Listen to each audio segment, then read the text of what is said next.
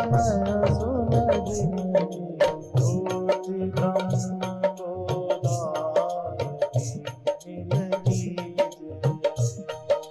ज्योति ब्रह्म को श्री राम श्री राम।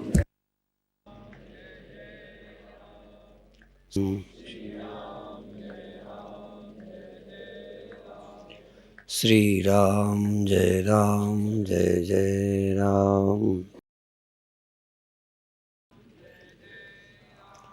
सच्चिदानंद भगवान की, सनातन धर्म की। अभी अभी स्वामी शांति स्वरूपानंद जी से भगवान की कथा सुन रहे थे। हम भगवान को 3 रूप में मानते हैं। जो भगवान को साक्षात अपरोक्ष अनुभव नहीं कर पाए वो भी 3 तरह से मानते हैं। एक तो साक्षात परब्रह्म परमात्मा सृष्टि के रचयिता हैं। सबल ब्रह्म अर्थात आकार तो नहीं है पर सृष्टि के रचयिता हैं। बिना हाथ पांव के, बिना इन इंद्रियों के इस जगत को रचते हैं। इसको आर्य समाज वेद मंत्रों के द्वारा बहुत ऐसे गीत बनाए हैं और वो कहते हैं, पत्ते पत्ते की कतरन न्यारी, तेरी हाथ कतरनी कहीं नहीं। और तू बिना हाथों के, सारे आर्टिस्ट हाथों से कई बहुत कुशल हो गए हैं, हाथ नहीं हो तो पैरों से भी कूंची चला के कई डिजाइन बनाते हैं, पर फिर भी कुछ है ना करने को। पर भगवान बिना हाथ पांव के, बिना आंखों के, बिना आंखों के देखते हैं। वैसे तुम्हारे भीतर है वो बिना आंखों के जो देखता है, हाँ, पर वो कथा करने का ढंग यही है कि पहले ऐसा कहा जाए कहाँ रहता है, क्या है। परोक्ष परमात्मा को पहले अपरोक्ष रूप से नहीं कहा, परोक्ष रूप से कहा। वो ऐसा है, अपाणिपाद, बिना हाथों का है, बिना पैरों का है, अब फिर भी चलता है, फिर भी करता है, फिर भी बोलता है। और वो जो चौथी वाणी है ना, वो बोलता है। और वहां से ना बोले तो यहां से बोल ही नहीं सकता। मन में तुम्हारे कोई शब्द फुरे ही नहीं तो जबान से क्या बोलोगे। और मन को कोई प्रेरित न करे, जो मनसो मनो, जो मन का भी मन है, मन कुछ नहीं है।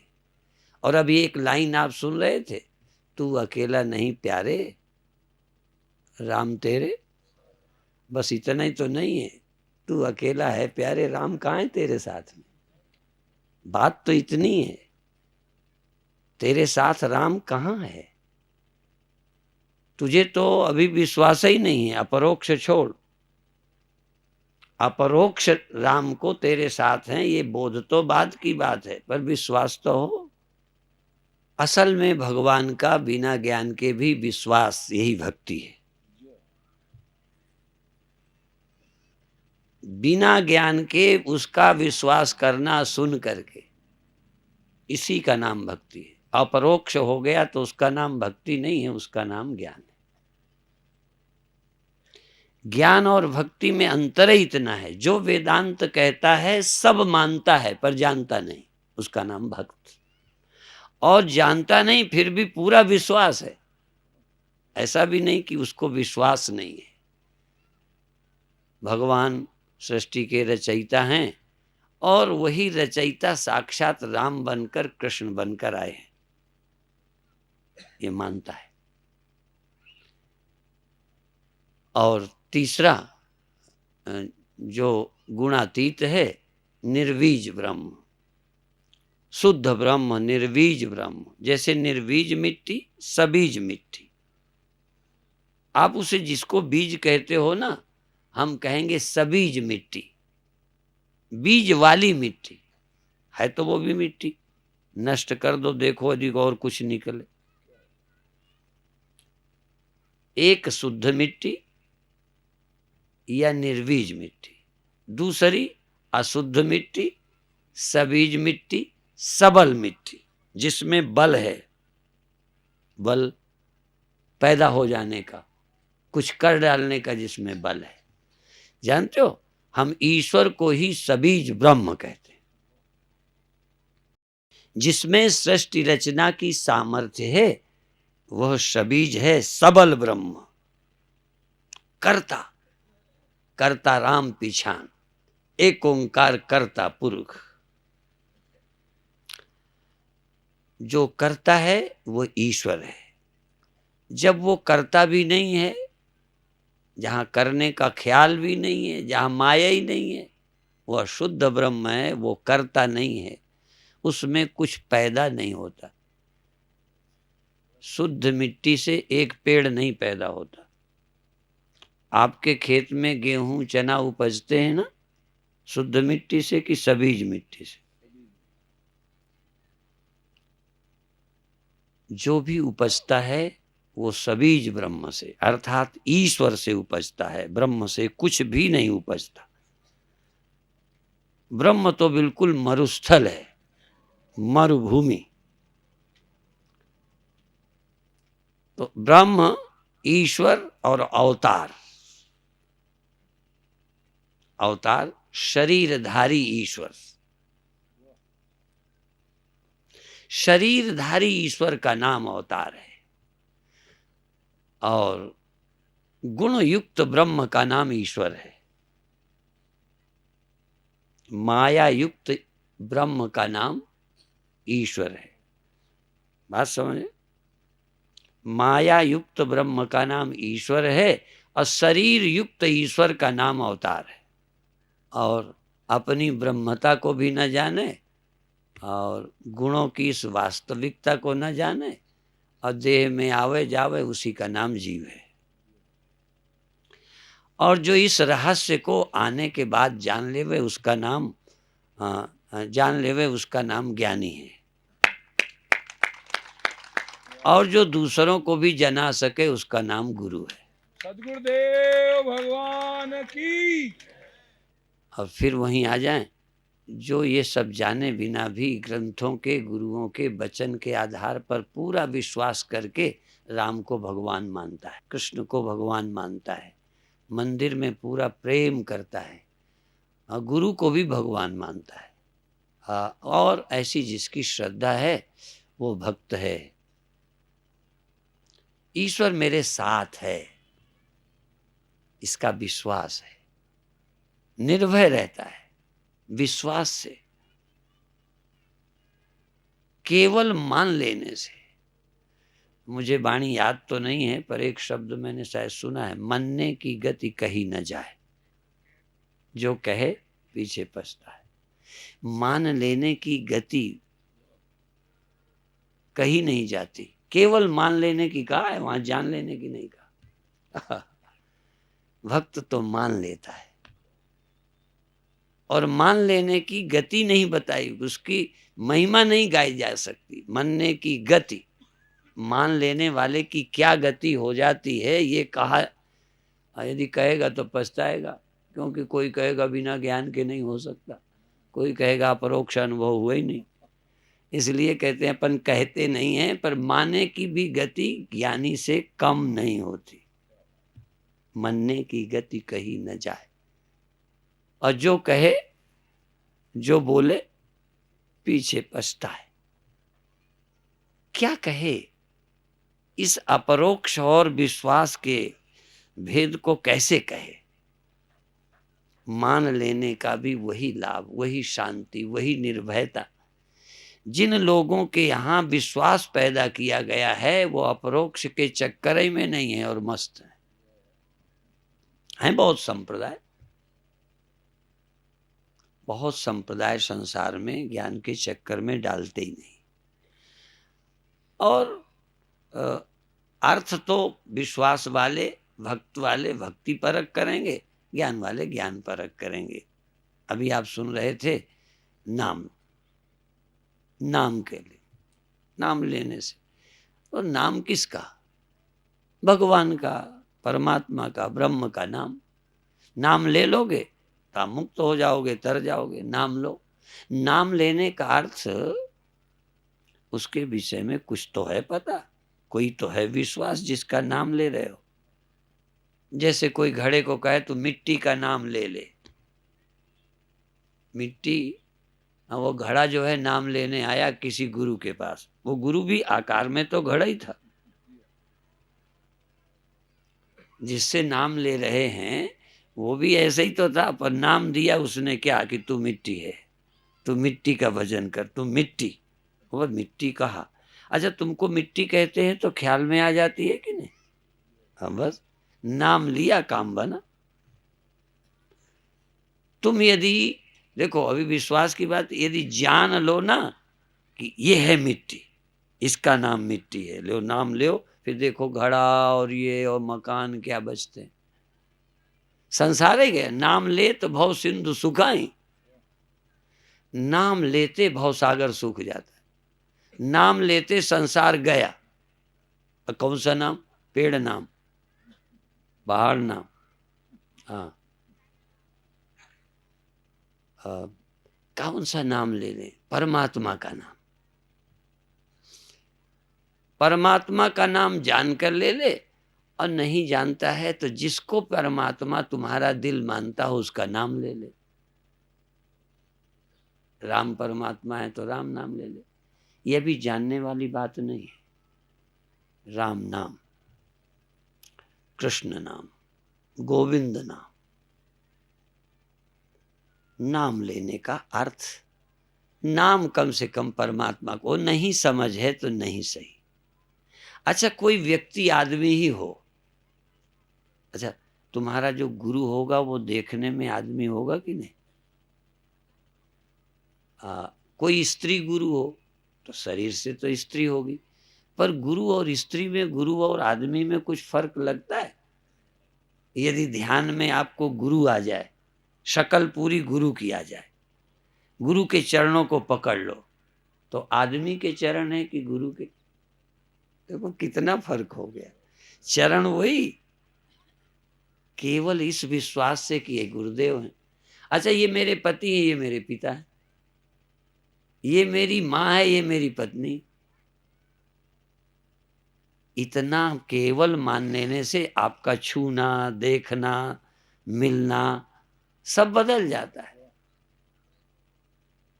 तो आपके कोई शरीर मनुष्य के आकार में है या देवी स्त्री के आकार में कोई भगवान है?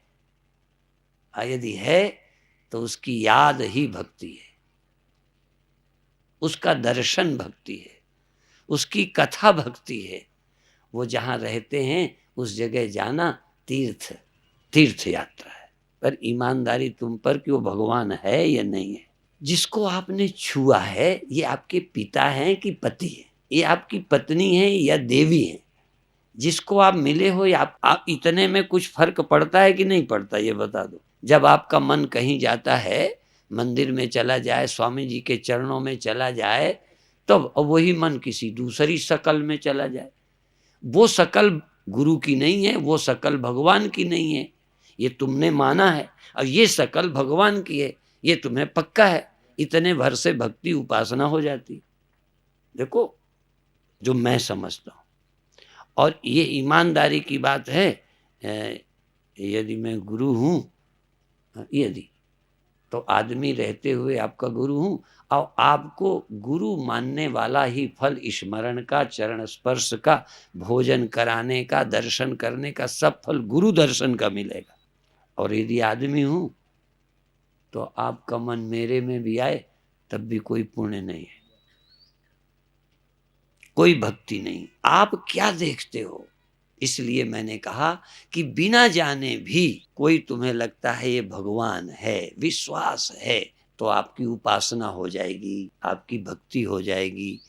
साकार वाली है तो साकार, और सृष्टि के रचयिता को तुमने देखा तो है नहीं, अपरोक्ष भी नहीं, पर सृष्टि का रचयिता है, मेरे अंग संग है, सब में रहता है। उसने कृपा करके कितनी योनियां घुमा के हमें यहाँ तक पहुँचाया है। उसकी कृपा हमारे साथ 24 घंटे है। कल्पना कभी एक गीत गाती है, राम नित्य कृपा करते हैं।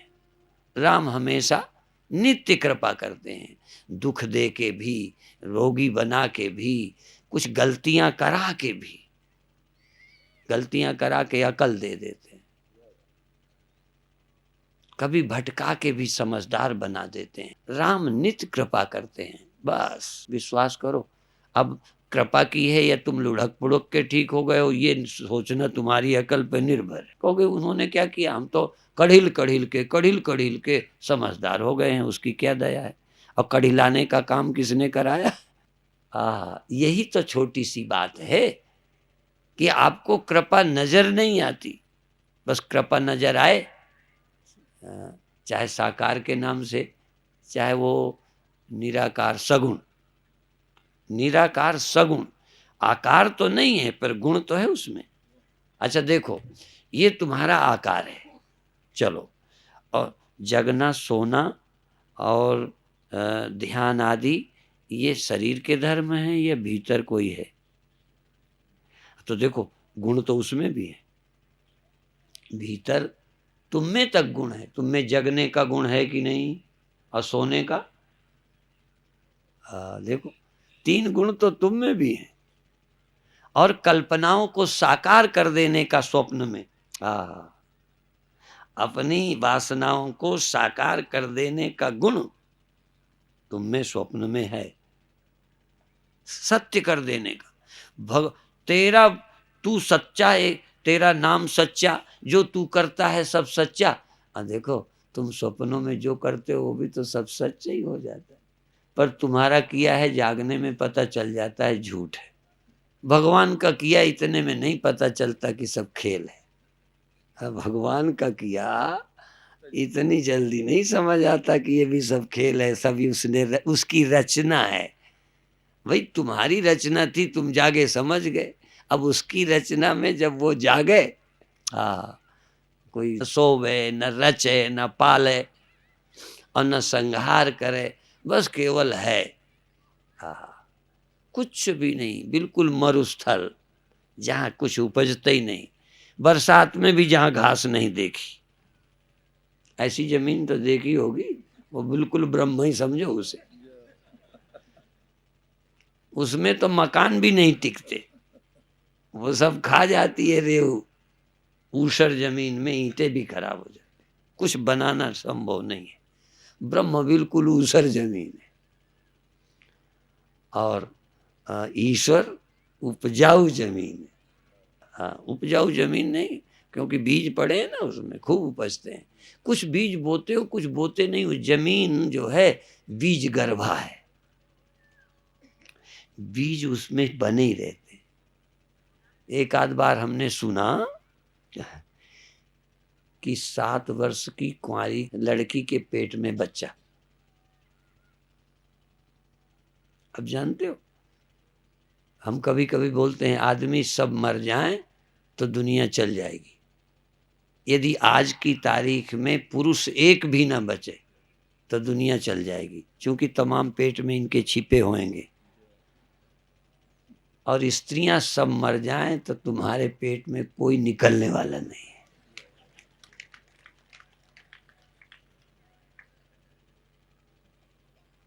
और मैंने जानबूझकर उस कुंवारी ही नहीं कहा, 7 वर्ष की बच्ची कहा, जिससे तुम कल्पना न कर सको कि कुंवारी रही होगी तो क्या है, दूसरा आदमी मिल गया होगा। आज तो कुंवारियों के भी हो जाते हैं, और यीशु तो कुंवारी से ही हुए।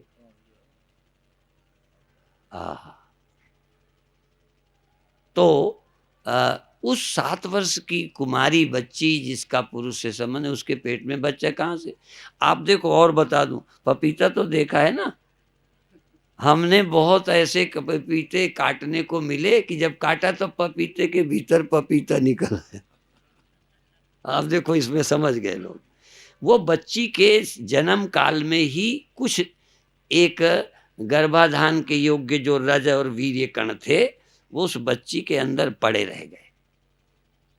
एक तो बच्ची बन गई, जैसे 2 जुड़वा बन जाते हैं, बिल्कुल अलग अलग भी बन जाते हैं, चिपके भी बन जाते हैं, और भीतर भी बन जाते हैं। वो भीतर वाला मामला है। वो जुड़वा नहीं है, चिपके भी नहीं है। जब बच्चा बनने लगा, लड़की बनने लगी, तो बीच में उसके पेट में एक लड़के का जन्म तो न हो पाया, पर लड़के वाली सामग्री वहां रख गई।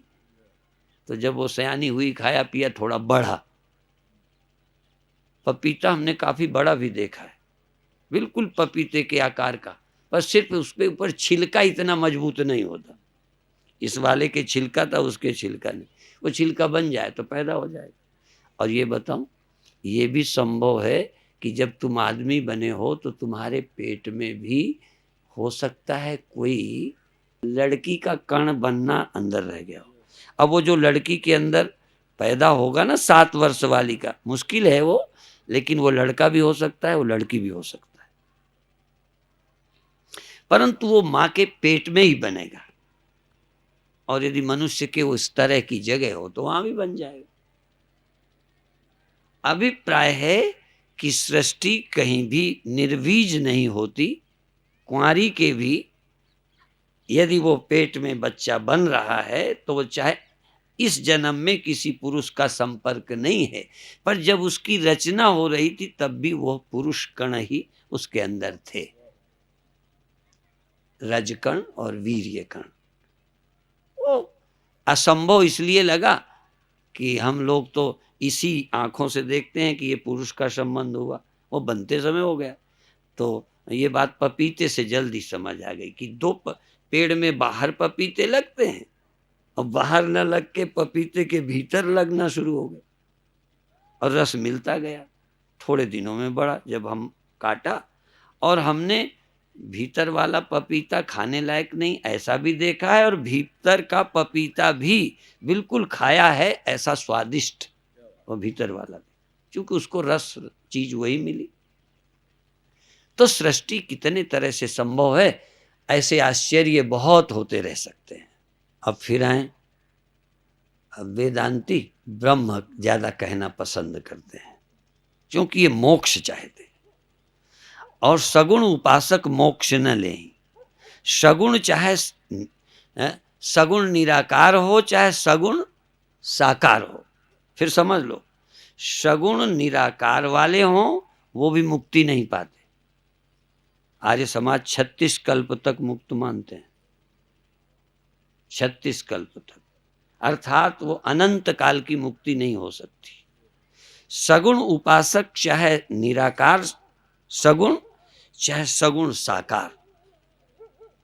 साकार वाले तो कहते हैं हमें आपका दर्शन करना है, आपके दर्शनों के, छूने के, देखने के, मिलने के, साथ रहने का आनंद लेना है, और इसके लिए आप भी आकार में आओ और हम भी आएंगे। यही जोनि जन्म हूँ कर्म बस, तहाँ राम पद अनुराग हूँ। आप चाहो न चाहो ये हम नहीं कहते आप कौन मार्ग पकड़ो, पर इन मार्गों को हम झूठा नहीं बोलते। सभी शास्त्रों ने जो उपाय बताए हैं सही हैं। आप चाहो तो जन्म लो और भगवान के दर्शन करो, उनके स्मरण का आनंद लो, पर इसके लिए थोड़ा बुढ़ापा, मरना आदि, इनके लिए थोड़ी विश्वास समझ चाहिए। ये भी तो तुम्हें मानना पड़ेगा कि भाई शरीर धारण करेंगे फिर आ जाएंगे, फिर धारण करेंगे, इसमें भी पक्के हो तो मरना क्या है। तुम ब्रह्म ज्ञान अभी छोड़ो, तुम शरीर धारण करो, तुम्हारा भगवान है तो गुरु है। एक कीर्तन मैंने सुना था, हमारा जन्म हो और तुम हर जन्म में हमें ज्ञान दो। ले माने हम इतने मूर्ख बने रहें कि तुम हर जन्म में आके हमें ज्ञान दो। इसका भी एक आनंद है। हम थोड़ा इतने ज्ञानी ना हो कि मुक्त ही हो जाएं, हम आपके दर्शन, आपके प्रवचनों का आनंद लें। हे भगवान, हर जन्म में तुम आओ, ऐसे ही हमें भाषण सुनाओ और हम सुने, हमें मुक्ति नहीं चाहिए। हाँ, ये अब देखो, ये भी एक मुक्ति तो है, ये सालोक के सायुज्य सामीप्य मुक्ति है। अच्छा देखो, तुम्हें ज्ञान होए ना होए दर्शन ही कर लेने देते हैं तो तुम्हें कुछ अच्छा लगता है कि नहीं? कहते हो कई बार तुम कहोगे हमारा समाधि लगे ना, हम तो आश्रम में आते हैं, स्वामी जी के दर्शन करते हैं, हमें तो बहुत शांति मिलती है। और कई लोग तो कहते हैं हमें साथ रख लो। लो, हम सोचते हैं ज्ञान चाहे तो साथ रख लें, कह नहीं हमें ज्ञान नहीं, हमें तो साथ रख लो बस, हमें साथ रहने का आनंद है। हाँ, भी आप ब्याह भी करते हो ना, तो इसके भी कई हेतु हैं। पुत्र होवे, अब पुत्र ना हो तो दुखी, अब पुत्र हो जाए, होते ही रहे तब कहो। तो देखो बिना बिना संतान के भी पति पत्नी सुख का अनुभव करते हैं। संतान नहीं चाहते, पर ये थोड़ी कि अब सन्यासी बन जाए, अलग अलग है। तो हमारी मुक्ति ना हो पर भक्ति का सुख मिले। अब जिसको नमूना ही नहीं मालूम, जैसा कि अभी सुन रहे थे, जिनको प्रेम करने की अकल ही नहीं है, या है भी तो सिर्फ पत्नी से है, न गुरु से है, न भगवान से है। साकार निराकार की बात मैं नहीं कहता, साकार भगवान के पास अभी सुन रहे थे कि मंदिर में बैठ के भी ऊँघ आए, तो वो भगवान है तुम्हारे, विश्वास है तुम्हें। इसीलिए जब प्राण प्रतिष्ठा होती है तो हम लोग चाहते हैं हे भगवान तुम्हारे मन में लगे। अभी अन्नपूर्णा देवी की प्रतिष्ठा करके हम लोग आए, अन्नपूर्णा माता। मैंने कहा तुम आओ तो लगे साक्षात अन्नपूर्णा माता बैठी है, उनके दर्शन, आपके अंदर गुदगुदी चलने लगे। लो, भक्ति के कम लाभ हैं। कई बार ज्ञान की बात सुनकर के आप भक्तिहीन हो जाते हो। भक्तिहीन नहीं, असल में साकार भक्ति से सगुण निराकार भक्ति, सगुण निराकार भक्ति से निर्गुण निराकार भक्ति, और निर्गुण निराकार तक गए तो तुम और ब्रह्म दो नहीं रह जाओ, बस फर्क है। सगुण तक तुम रहोगे और भगवान रहेंगे, साकार तक तुम रहोगे और भगवान रहेंगे। निर्गुण निराकार में तुम और ब्रह्म दो होके रह ही नहीं सकते, जाते तक तो रहोगे, पहुंचने के बाद हाँ। ये और तो छोड़ो, गुरु के पास आए तब तक चेला थे और वो गुरु थे। जिज्ञासा नहीं, गुरु का दर्शन करो। जिज्ञासा है प्रवचन सुनो, प्रवचन सुन रहे हो तब तक वो तुम्हारे गुरु हैं, और नहीं मानते तो मूर्ख हो।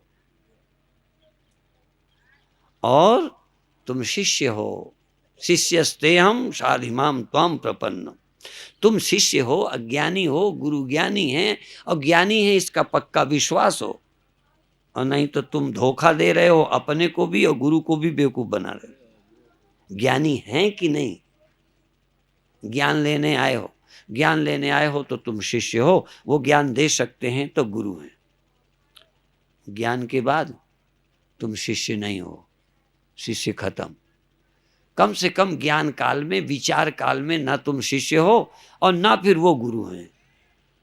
गुरु नहीं वो शिष्य।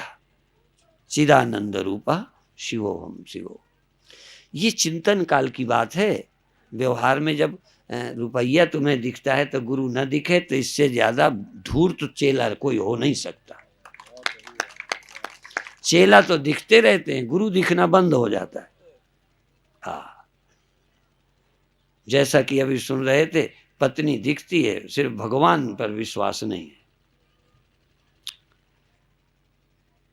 और पत्नी पर, पति पर, स्त्री पुरुष अपोजिट सेक्स, इसकी आकर्षण को कोई भक्ति श्रद्धा की जरूरत नहीं, पर भगवान और गुरु पर श्रद्धा करना ये बहुत विवेक की बात है, कोई ख्याल आसान नहीं है। और तुम लोग जो मानते भी हो ना, तुम तो मतलबी हो, तुम गुरु को नहीं मानते।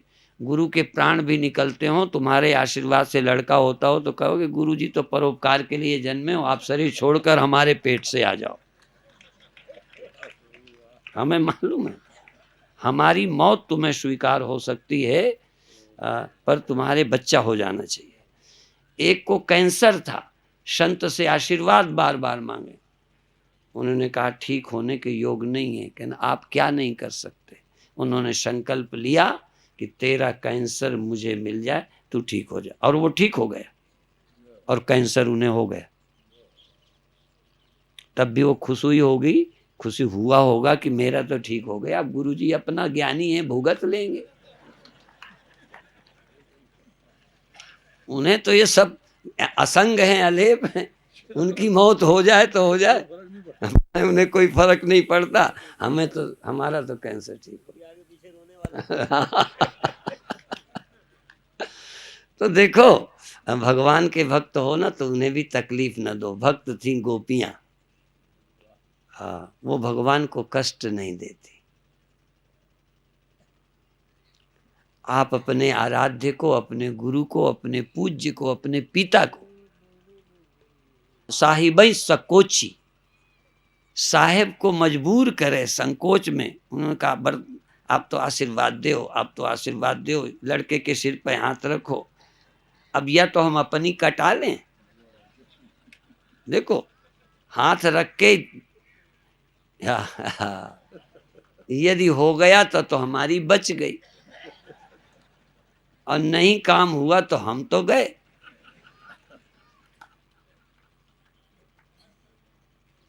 बड़े बड़े सिद्धों के यहां भी लौटने वाले लोग मिले हैं हमें, जिनकी देश में महिमा है, उनके यहां से निराश लौटे लोग हमें मिले हैं, पर उसकी पुस्तकें नहीं छपी। उनकी छपी हैं जिनके हो गए। सिद्ध लोग भी लिस्ट उन्हीं की रखते हैं जिनके काम हो गए, उनकी किताब में उन्हीं का जिक्र होता है। न होने वाले का जिक्र मूर्ख कौन करेगा? इतने तो समझदार सिद्ध हैं, हाँ, इतने बेवकूफ सिद्ध नहीं होते कि न होने वालों की भी लिस्ट दे दे कि इनका काम मेरे से नहीं हुआ। और ऐसा दुनिया में जो सबके काम नहीं हुए, ऐसा तो दुनिया में आज तक भगवान भी नहीं है। हजारों रो रहे हैं, नहीं काम हुए, फिर यही मानना पड़ता है उनका इरादा नहीं होगा, हम इसको पात्र नहीं समझा। तो हमें भी समझ लिया करो, जिनका काम नहीं है पात्र नहीं रहे हो। पर हमारे आशीर्वाद में तो तुम नास्तिक हो जाते हो। भगवान ने हजारों के काम नहीं किए तब भी तुम श्रद्धा करते हो, या बेईमानी काहे करते हो? जहां विश्वास करना है आप कर लेते हो, नहीं करना तो नास्तिकता के, अश्रद्धा के रास्ते निकाल लेते हो। इसलिए आप साकार देह हो, यदि साकार भी आपकी भक्ति है, केवल काम वासना नहीं, प्रेम है, दर्शन करके रोमांच हो जाता है, उसमें रोमांस होता है, इसमें रोमांच होता है, रोम खिल जाता है, आनंद में डूब जाते हैं, छोड़ने को, जाने को मन नहीं करता। हमारे गोविंद भाई एक बार कहते थे मैं शाजापुर तक चलता हूँ, मैंने कहा चलो। फिर चले गए शिवपुरी तक, फिर चले गए ग्वालियर तक, फिर चले गए आगरा तक। हमने कहा आप तो वापस जाओ, तुम्हारी नीयत ठीक नहीं है। ये प्रेमियों की नीयत ऐसे ही होती है, कहेंगे थोड़ी देर को। कई लोग कहते थोड़ी देर दर्शन कर लेने दो, आ जाए तो फिर निकलने का नाम नहीं लेते। शुरुआत थोड़ी देर से होती है, छेड़छाड़ भी हाँ, बस शुरुआत तो इसी से होती है, फिर कहाँ तक पहुंच जाओगे उसका कोई अंत नहीं है।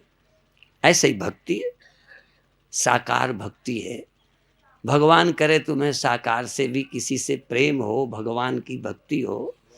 मैं कहता हूं, मैं झूठ नहीं बोलता, यदि तुम्हें किसी साकार व्यक्ति से भक्ति श्रद्धा हो जाए तो तुम बिना भगवान ब्रह्म तक पहुंचे रह ही नहीं सकते। शुरुआत तो हो, हाँ, अभी कहीं तुम्हें प्यार ही नहीं है।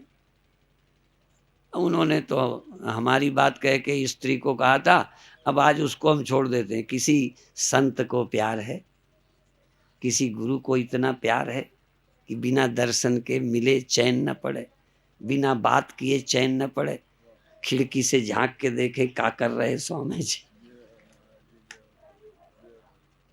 हाँ, प्रेमियों को बिना मिले चैन नहीं पड़ती। यदि कोई इंद्रियों के सहज विषय काम आदि नहीं, श्रद्धा आदि प्रेम आदि के द्वारा यदि किसी के मिलने की तड़फ है तो वो भक्ति है, वो कल्याण है, उससे आप निश्चित आगे चलते चले जाएंगे।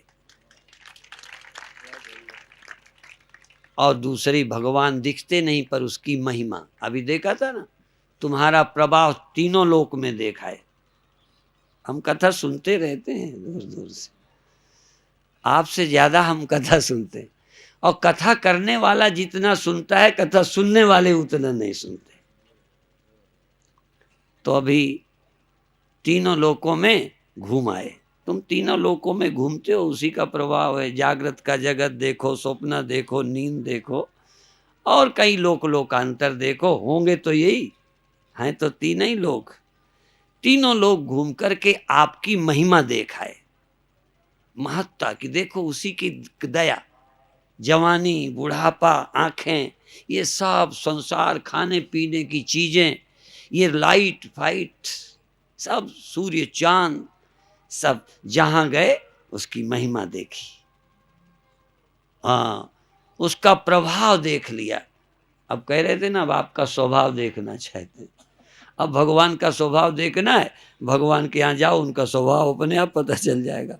प्रभाव तो बिना जाने विश्वास से देख सकते हो, स्वभाव देखना है तो उनके चले जाओ। देखो, घड़ा मिट्टी का स्वभाव देखना चाहता है, हाँ, मिट्टी का प्रभाव तो ये है कि तुम बने बैठे हो, और स्वभाव देखना है, जरा देखो, वो कभी मरती है, कभी किसी को छोड़ती है, उसके बिना कुछ होता है? उसका स्वभाव देखना है तो देख लो, वो तुम्हें कभी नहीं छोड़ता, तुम ही मुंह रखो जो उसे भुलाए बैठे हो। इसलिए उस परब्रह्म परमात्मा का स्वभाव अनुभव करो। स्वभाव, उसका स्वभाव क्या है? स्वभाव अध्यात्म उच्यते, स्वभाव अध्यात्म उच्यते। उसका जो अध्यात्म है क्या है? उसका स्वभाव ही तो अध्यात्म है। अध्यात्म मार्ग का मतलब उसका स्वभाव, उसकी प्रकृति, उसकी नेचर क्या है? सत चित आनंद, उसका स्वभाव है सत, अर्थात जिसका कभी अभाव नहीं होता। त्रिकाल अबाधित्वम सत्यत्वम, उसका स्वभाव है सत, और उसका स्वभाव है चित्त। वो जड़ स्वभाव नहीं है, चित्त स्वभाव है, चैतन्य, सच्चित और आनंद स्वभाव है। उसका स्वभाव देखना है ना, तो तुम यहाँ के संसार के प्रभाव से मुक्त हो जाओ, उसका स्वभाव देखने को मिल जाएगा। इसके प्रभाव के कारण उसका स्वभाव मालूम नहीं पड़ता, स्वभाव दबा है। जैसे जल का स्वभाव आग के संपर्क के कारण मालूम नहीं पड़ता। जल का स्वभाव शीतल है, आग के कारण उसकी शीतलता मालूम नहीं पड़ती। जल का स्वभाव स्निग्धता और शीतलता, लिक्विडपना और शीतलपना मालूम कब पड़ेगा? जरा आग के प्रभाव से उसे हटा लो तो जल का स्वभाव पता चल जाएगा। तो ये जो माया का जगत का जो प्रभाव तुम पर पड़ा है, इस प्रभाव से मुक्त हो जाओ, इस प्रभाव से असंग हो जाओ, तो परमात्मा का स्वभाव तुम में ही प्रकट हो जाएगा। तुम स्वयं ही परमात्मा स्वभाव अनुभव करोगे कि अहम सच्चिदानंदोहम, सच्चिदानंदोहम, अखंडोहम, नित्योहम, सत्योहम, चिद रूपोहम, आनंद रूपोहम। आनंद पाना नहीं है, आनंद पाने की लालच में फंस और गए हो, जीने के लालच में देह पकड़ पकड़ के बार बार मर और रहे हो। देखो, जीने के लालच में आए मर रहे हो, और ये जान नहीं पाए कि जीवन तो तुम्हारा स्वभाव ही है। सच्चिद आनंद, और चित तुम्हारा स्वभाव है, सत तुम्हारा स्वभाव है, चित्त तो इसलिए सच्चिदानंद परमात्मा के गुण हैं। परमात्मा तुम्हारा भी सच्चिद और आनंद स्वभाव है, पर तुम अपने को भूल के इनके प्रभाव में सत होने के लिए देह पकड़े हो, चित्त रहने के लिए मन और इंद्रियां पकड़े हो, और आनंद के लिए विषय पकड़े हो। आनंद के लिए विषय, चैतन्यता के लिए मन इंद्रियां, और जीने के लिए शरीर पकड़े हो। शरीर के का तादाद में तोड़ दो, इंद्रियों के बिना ज्ञान को पकड़ो। बिना इंद्रियों के ज्ञान है कि नहीं? बिना इंद्रियों के ज्ञाता ज्ञान गे का त्रिपुटी नहीं है। देखो फिर सुन लो, बिना इंद्रियों के मन के ज्ञाता ज्ञान गे त्रिपुटी नहीं है, पर चिद रूप तत्व तो बिना त्रिपुटी के है। इसलिए ये ज्ञाता ज्ञान गे और भोक्ता और भोग्य, भोक्ता और भोग्य है, परंतु भोक्ता और भोग्य कल्पना से रहित हो जाओ तो आनंद स्वरूप हो, न भोक्ता हो न भोग्य हो। आनंद के भोक्ता बनोगे तो भोगे भोगे मर जाओगे। इसीलिए हम लोग भोग के पक्षधर नहीं हैं।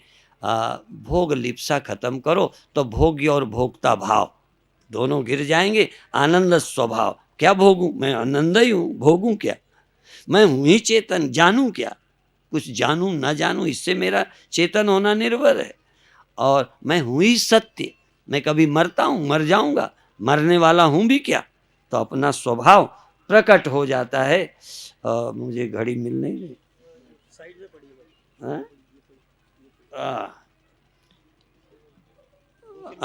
है अभी। ओ चलो, सच्चिदानंद भगवान की। हाँ, अब आप ये देखो कि बिना मन इंद्रियों के चेतन हो क्या, ये ढूंढ लो।